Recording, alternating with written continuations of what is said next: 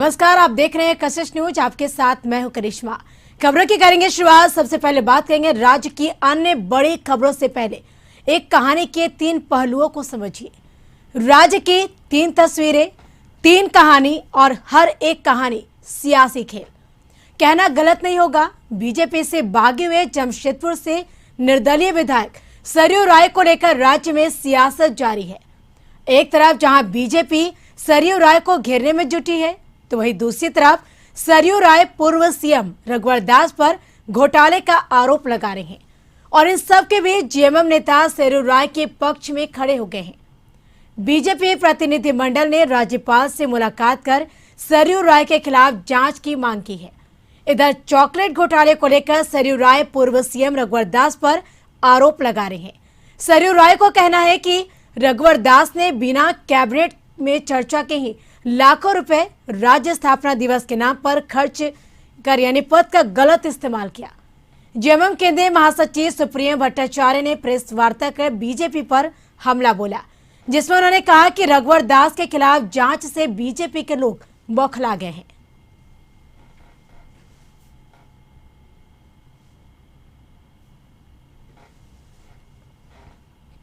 झारखंड के पूर्व मुख्यमंत्री रघुवर दास और उनके सहयोगी चॉकलेट घोटाले में फंसते जा रहे हैं। कशिश न्यूज की पड़ताल शुरू। चॉकलेट घोटाला का मामला कुछ और ही निकला। कशिश के जांच में यह बातें सामने आई कि चॉकलेट के नाम पर बिस्किट की खरीदारी हुई। वैसे इस मामले में जब कशिश न्यूज के सवालों पर वाणिज्यकर विभाग के अधिकारी ने कहा कि जब चॉकलेट की खरीदारी का मामला सामने आया, हमने पूरे मामले की तफ्तीश शुरू की और बाद में पता चला कि भालूबासा का रहने वाला कमलेश अग्रवाल ने जिस जगह से चॉकलेट की खरीदारी की थी, वहां चॉकलेट का रिकॉर्ड ही नहीं है।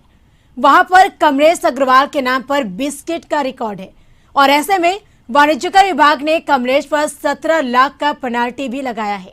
इससे पहले पूर्व मंत्री सरयू राय ने साफ कर दिया था कि राज्य स्थापना दिवस के नाम पर पूर्व मुख्यमंत्री रघुवर दास ने चॉकलेट टोपी और गंजी का वितरण किया था, लेकिन इसको लेकर ना तो बजट में पास की गई और ना ही मामला कैबिनेट में ही रखा गया और करोड़ों रुपए की खरीदारी बिना आदेश के कर ली गई। और कहा जा रहा है कि इस खेल में अकेला कमलेश अग्रवाल ही नहीं, पवन अग्रवाल से कई लोग शामिल हैं।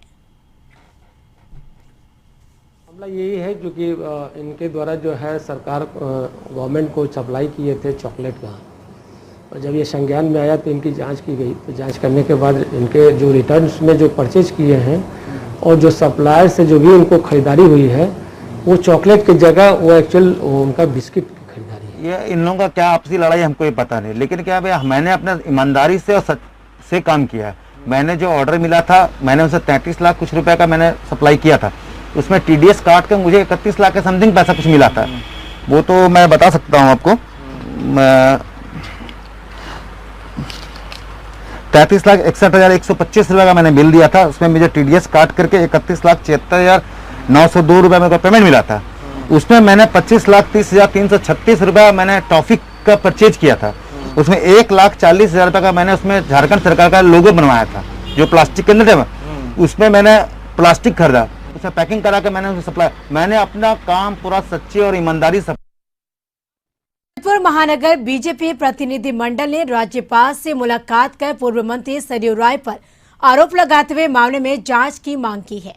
बीजेपी प्रतिनिधि मंडल का कहना है कि रघुवर सरकार में खाद्य आपूर्ति मंत्री रहते हुए सरयू राय ने विभागीय पत्रिका आहार का प्रकाशन किया, जिसमें करीब 10 करोड़ रुपए खर्च हुए, जबकि 15 लाख से ऊपर की खर्च राशि के लिए टेंडर करना होता है या फिर कैबिनेट से स्वीकृति लेनी पड़ती है। लेकिन इन नियमों को दरकिनार करते हुए सरयू राय ने अपने मंत्री होने का फायदा उठाया। बीजेपी नेताओं का आरोप है कि 2016 में खाद्य आपूर्ति विभाग की उपलब्धि की जानकारी देने के लिए भी उन्होंने एक कंप्यूटर शॉप को काम दिया, जिस काम को सरकार प्रति कॉल महज 10 पैसों में करवा सकती थी। उस काम के लिए सरयू राय ने 81 पैसे प्रति कॉल से काम करवाया, जो पूरी तरह से गलत है।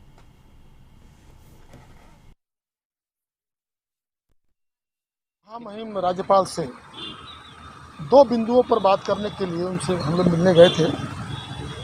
जमशेदपुर में जब जमशेदपुर पश्चिम के विधायक थे माननीय सरयू राय जी थे और मंत्री थे, खाद्य आपूर्ति मंत्री, तो उस समय उनके विभाग में कुछ अनियमितता पाई गई, जिसमें भारतीय जनता पार्टी करीब लगभग 8-9 महीने से इस मुद्दे को डीसी, एसपी और अन्य जगहों दिया है और माननीय महामहिम को आज देने का हम लोगों ने प्रयास किया है। सरयू रॉय और बीजेपी के बीच जारी सियासी हमले के बीच जेएमएम केंद्रीय महासचिव सुप्रियो भट्टाचार्य ने प्रेस वार्ता कर बीजेपी के पूर्व मुख्यमंत्री रघुवर दास के खिलाफ जमकर हमला किया और साथ ही बीजेपी कार्य समिति की बैठक पर भी उन्होंने निशाना साधा। उन्होंने कहा कि रघुवर दास के खिलाफ जब जांच शुरू करने का फरमान जारी हुआ तो बीजेपी का कुनबा सहम गया है। इस दौरान जेएमएम के महासचिव ने कहा कि बता दें कि रबर की राजधानी में कुछ तथ्य उल्लेखित किए गए हैं, जिसमें ये बातें सामने आई कि 625 करोड़ की पेनाल्टी एक दिन में ही 400 करोड़ गायब कर 225 करोड़ रह गई है। जो कल तक केस और जांच यानी नहीं डरते थे, वहीं अब दुहाई देने लगे हैं। पूर्व मुख्यमंत्री रघुवर दास के कार्यकाल में चॉकलेट की चोरी, कोणार्क डैम के चूहा खा जाने का मामला हो या फिर हाई कोर्ट और विधानसभा निर्माण के घोटाले हो, उनके कुंडले खंगाले जा रहे, जिसके भनक लगने के बाद केंद्रीय मंत्री तक झारखंड आ गए। 2014 से 19 तक केवल और केवल लूट ही हो रहा था।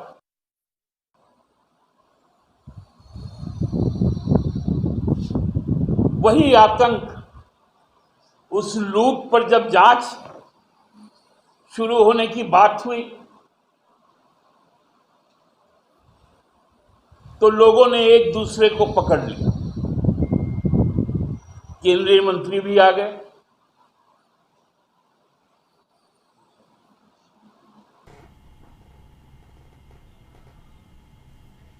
भारतीय जनता पार्टी अनुसूचित जाति मोर्चा रांची महानगर की पहली कार्य समिति की बैठक शुक्रवार को रात रोड स्थित गामा सिंह सभागार में आयोजित की गई। मौके पर भाजपा अनुसूचित जाति मोर्चा के प्रदेश अध्यक्ष और विधायक चंदन क्यारी अमर कुमार बावरी ने कहा कि भाजपा अनुसूचित जाति मोर्चा प्रधानमंत्री नरेंद्र मोदी के नेतृत्व में नए भारत के निर्माण में अग्रणी भूमिका निभा रही है। कोविड काल में गरीब जरूरतमंदों की मदद करने से लेकर अंत्योदय के महान लक्ष्य की प्राप्ति के लिए भाजपा अनुसूचित जाति मोर्चा के कार्यकर्ता लगातार कार्य कर रहे हैं। उन्होंने कहा कि जब से राज्य में हेमंत सोरेन की सरकार आई है, तब से राज्य के अनुसूचित वर्ग के लोगों पर अत्याचार बढ़ा है। भाजपा अनुसूचित जाति मोर्चा रांची महानगर की पहली कार्य समिति की बैठक में राज्य विधायक पूर्व मंत्री सीपी सिंह और भारतीय जनता पार्टी अनुसूचित जाति के प्रदेश प्रभारी ब्रज मोहन राम, भारतीय जनता पार्टी अनुसूचित जाति मोर्चा के राष्ट्रीय मंत्री समेत कई नेता शामिल हुए।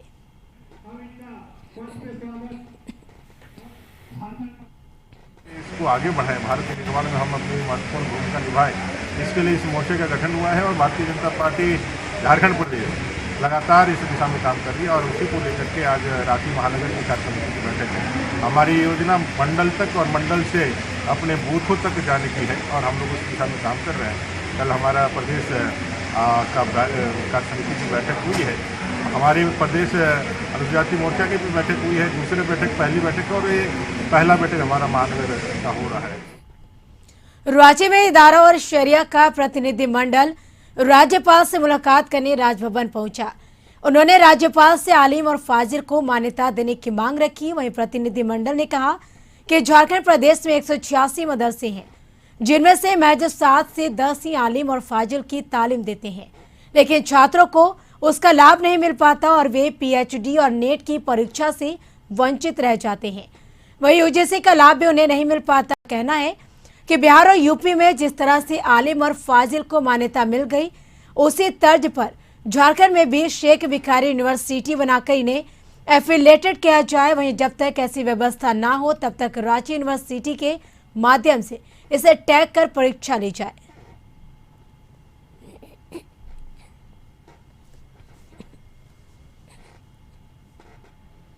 रांची में कांग्रेस के प्रदेश कार्यकारी अध्यक्ष राजेश ठाकुर ने बताया कि कांग्रेस पार्टी द्वारा पूरे राज्य में आउटरीच सर्वे अभियान चलाया किया जाएगा और यह अभियान शुक्रवार से लेकर 30 जुलाई तक चलेगी।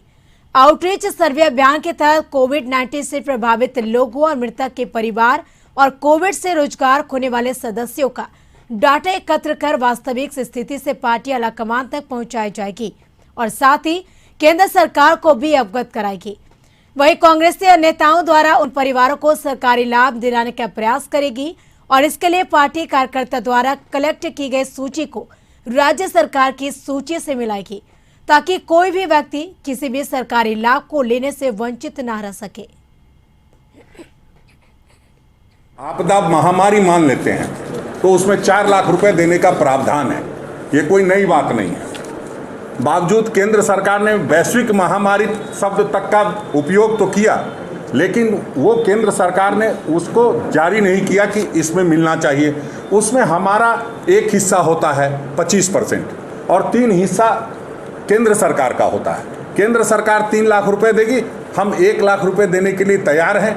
जो भी कोई काम होगा तो बिल्कुल नियमानुकूल होना चाहिए। इसलिए हम लोग इंतजार कर रहे हैं कि केंद्र सरकार इस बात को रखे। और जो जहां तक आप कह रहे हैं राज्य सरकार से लाभ दिलाने की बात, वही मैं कह रहा था कि विधवा पेंशन है, वृद्धा पेंशन है। लोहरदगा में प्रेस वार्ता कर कांग्रेस प्रवक्ता आलोक दुबे ने राष्ट्रव्यापी आउटरीच कार्यक्रम की जानकारी दी। उन्होंने कहा कि आउटरीच सर्वे महाअभियान 1 जुलाई से झारखंड सहित पूरे देश में शुरुआत हुई है। आउटरीच सर्वे अभियान का मुख्य उद्देश्य कोविड-19 से प्रभावित लोगों, मृतक के परिवार और कोविड से रोजगार खोने वाले सदस्यों का डाटा एकत्रित कर वास्तविक स्थिति से केंद्र सरकार को अवगत कराना है। प्रदेश प्रवक्ता ने बताया कि अभियान की सफलता के लिए सभी जिला अध्यक्षों और प्रखंड अध्यक्षों को जिम्मेदारी सौंपी गई है।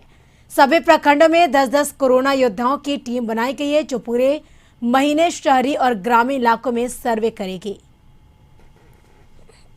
साल के पेंडेमिक का भारत और दुनिया में सबसे बड़ा आउटरीच सर्वे अभियान की शुभारंभ कल 1 जुलाई को हुई है। इस आउटरीच सर्वे अभियान का उद्देश्य यह है कि कोरोना संक्रमण में कितने लोगों का निधन हुआ है, सरकार से उनकी कितनी सहायता हुई है और उन्होंने कितना नुकसान सहा है। रोजगार गया, बेरोजगारी बढ़ी और उससे उनके परिवार के लोग प्रभावित। यह भी पता करना है कि बहुत सारे लोगों के माता पिता का भी सर से साया उठ गया। तो ये पता करके हम रिकॉर्ड का डाटाबेस तैयार। झारखंड में कोरोना के शिकार हुए लोगों के सर्वे के लिए प्रदेश कांग्रेस ने प्रत्येक मोहल्ला और ब्लॉक स्तर पर 10-10 कोरोना योद्धा बनाने का ऐलान किया है। कांग्रेस सर्वे करके रिपोर्ट सरकार को भेजेगी और सरकार से पीड़ित के परिजनों को राहत देने की मांग करेगी। को हम लोगों ने रेडी किया है हर प्रखंड में, जो रोज 100 से 150 घर पे जा कर के रिपोर्ट्स लेंगे। रिपोर्ट्स का अर्थ ये होता है कि सिर्फ आंकड़ा ही जुगाड़ नहीं करना, उसको हम लोग किस तरीके से सुविधा पहुंचाएंगे। जो अफेक्टेड लोग हैं, जो इस कोरोना काल में जो प्रभावित हुए हैं, जिनके घर में मृत्यु हुई है, वो तो बहुत ही दिक्कत है। लेकिन जैसे आप जैसे लोग जो हमारे पत्रकार भाई हैं जो अफेक्टेड हुए हैं, जो दुकानदार अफेक्टेड हुए, उसको किस तरीक़ा से सहायता पहुंचाया जाए, उसके लिए भी कांग्रेस पार्टी चिंतित है और क्रियान्वित है काम करने के लिए। फिलहाल यहाँ वक्त हो चला एक छोटे से ब्रेक का। ब्रेक के बाद जल्द हाजिर होंगे। झारखंड उच्च न्यायालय में एक जनहित याचिका की सुनवाई करते हुए रेमडेसिविर कालाबाजारी मामले में चीफ जस्टिस मुख्य डॉक्टर रवि रंजन और जस्टिस सुजीत नारायण प्रसाद की खंडपीठ ने एक बार फिर नाराजगी जताई है। खंडपीठ ने ग्रामीण पुलिस अधीक्षक को इस मामले में सरकारी गवाह बनाए जाने पर नाराजगी जाहिर करते हुए कहा कि जब इस मामले की मॉनिटरिंग उच्च न्यायालय कर रहे हैं तो अदालत को विश्वास में क्यों नहीं लिया गया। खंडपीठ ने सरकार से इस पूरे मामले की इन्वेस्टिगेशन रिपोर्ट और पूरे मामले का मूल अभिलेख मांगा है। न्यायालय में आज माननीय मुख्य न्यायमूर्ति डॉक्टर रवि रंजन एवं न्यायमूर्ति सुजीत नारायण प्रसाद की खंडपीठ में रेमडेसिविर की कालाबाजारी से जुड़े स्वतः संज्ञान जनहित याचिका मामले पर सुनवाई हुई। माननीय खंडपीठ ने नाराजगी जाहिर करते हुए राज्य सरकार से यह जानना चाहा कि जब झारखंड उच्च न्यायालय इस मामले की मॉनिटरिंग कर रही है, वैसे में ग्रामीण पुलिस अधीक्षक को सरकारी गवाह बनाना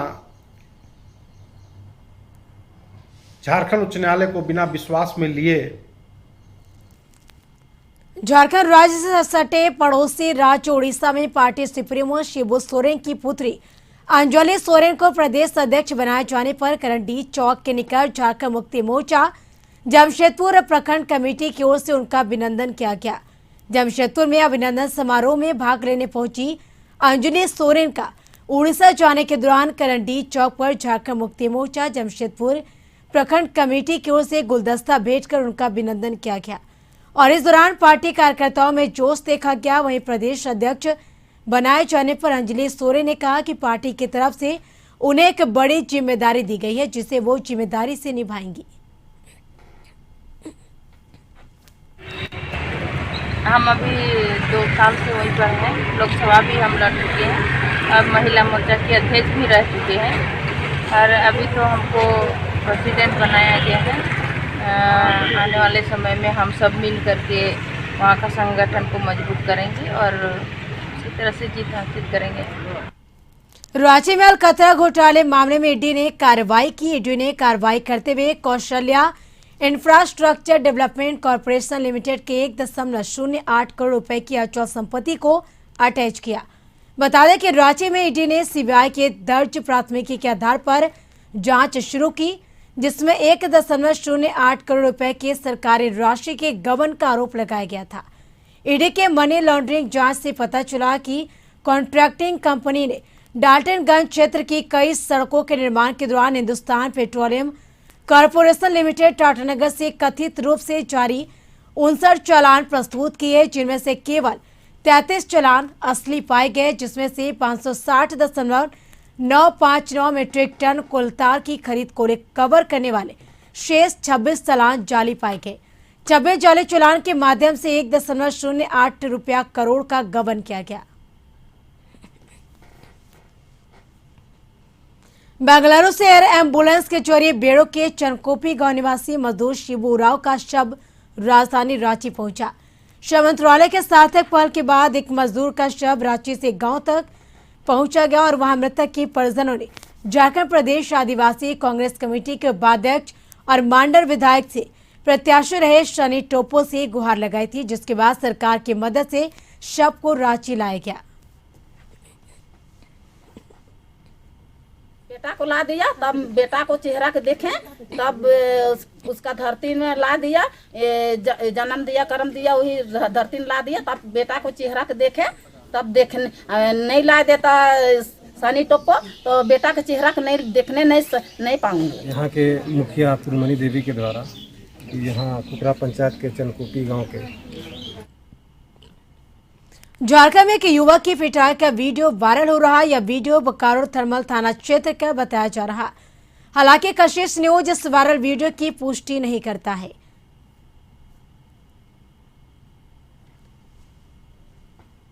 कोविड सेवा केंद्र की स्थापना पलामू जिला स्थित मेदिनी राय मेडिकल कॉलेज एंड हॉस्पिटल के पास की गई, जिसमें 10 बेड की कोरोना मरीजों के लिए सुविधा की शुरुआत की गई। उद्घाटन कार्यक्रम में बीजेपी के राष्ट्रीय महामंत्री और झारखंड प्रभारी सांसद सुभाष सरकार और सांसद कामाख्या प्रसाद तासा, विधायक आलोक चौरसिया, पलामू प्रभारी आदित्य साहू, प्रदेश प्रशिक्षण प्रमुख मनोज सिंह भी मौजूद रहे।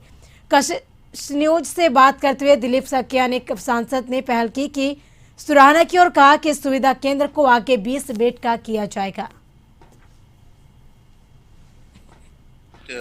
बेड है और डॉक्टर की उपस्थिति यहाँ पर सुनिश्चित की गई है और इसके साथ साथ जो नर्सेज हैं उनकी उपस्थिति यहाँ पर सुनिश्चित की गई है। आज ये अपने पलामू संसदीय क्षेत्र में यहाँ के लोकप्रिय सांसद विधि राम जी ने एक किया कोरोना सेवा केंद्र यहाँ एक राज्य में अनलॉक के तहत राज्य सरकार की ओर से कई क्षेत्रों में छूट दी गई है, लेकिन शिक्षा व्यवस्था और इससे जुड़े क्षेत्रों को कोई राहत नहीं दी गई। राजधानी समेत सभी जिलों के सभी कोचिंग इंस्टीट्यूट बंद है, जिसे लेकर रांची में कोचिंग संचालकों ने इंस्टीट्यूट खोलने की मांग को लेकर एक बार फिर से राजधानी के लालपुर में कोचिंग सेंटर्स के बाहर इकट्ठा होकर मुख्यमंत्री हेमंत सोरेन से कोचिंग खोलने की मांग की। वहीं कोचिंग संचालकों का कहना है कि उनकी स्थिति दयनीय हो गई है। खाने के लाले पड़ गए हैं लगातार 1.5 वर्षों से कोचिंग, जबकि कोचिंग सेंटर्स में सीमित संख्या में विद्यार्थी आते हैं। उन्होंने राज्य सरकार से कोचिंग सेंटर खोलने की इजाजत देने की गुहार लगाई है।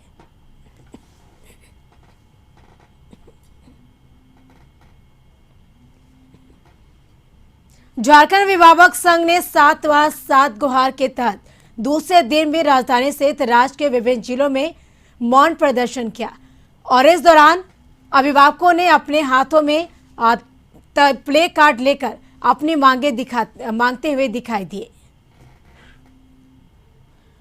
तो बता दें कि झारखंड शिक्षा अधिनियम संशोधन अधिनियम यानी 2017 को राज्य के हर जिले में प्रभावी बनाया जाए।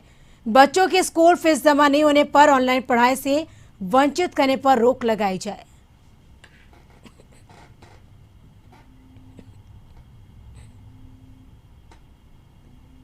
राज्य के बुंडू अनुमंडलीय इलाके के विभिन्न थाना क्षेत्रों के नदी घाटों में लगातार कार्रवाई से अवैध बालू खनन और बालू ढुलाई मामले में पुलिस को सफलता भी मिल रही।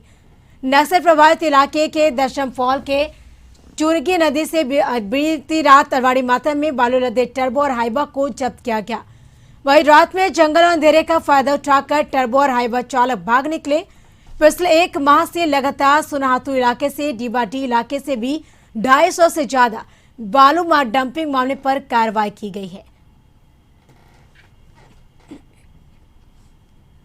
राज्य भवन में राज्यपाल द्रौपदी मुर्मू ने पारंपरिक व्यंजनों और जलप्रपातों पर पिक्चर पोस्टकार्ड का लोकार्पण किया। झारखंड डाक सर्किल की ओर से पारंपरिक व्यंजन जिसमें ढुसका, अमरा, चटनी, छिलका पुटकल, किरील आदि की तस्वीरें तैयार की गई। जलप्रपातों में सीता फॉल, मिर्चिया फॉल, परेवा घाट फॉल, सुगा बांध फॉल, लावापानी फॉल से कांति फॉल को दिखाया गया और इस अवसर पर डाक महाअध्यक्ष शशि शालिनी कुजूर और विभाग के अन्य अधिकारी मौजूद रहे।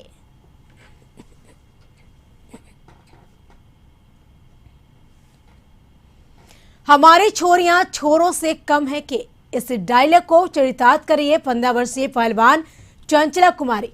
विदेशी पहलवानों को धूल चटाने के लिए लगातार पसीना बहा रही है। विश्व कुश्ती चैंपियनशिप में फतेह हासिल करने के लिए इन दिनों भारतीय कुश्ती टीम के सदस्य झारखंड और मांझी की रहने वाली चंचला कुमारी JSSPS के रिंग में खूब पसीना बहा रही है और लगातार प्रशिक्षकों की ओर से उसे प्रशिक्षित किया जा रहा तमाम दाव पेश को लेकर प्रशिक्षक उन्हें और मजबूत करने में जुटे हैं।